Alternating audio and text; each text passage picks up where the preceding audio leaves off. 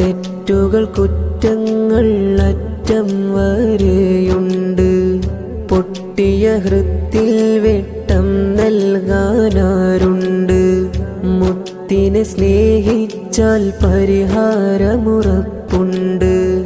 സ്വലവാത്തും തസ്ലീമും പ്രതിവിധിയെന്നുണ്ട്.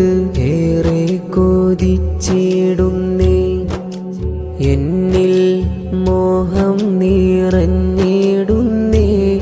പുണ്യമണ്ണിൽ ഖബറൊന്നൊരുങ്ങാനും ഖബറിൽ വരുവാനും എന്നിൽ വിധിയേകണേ.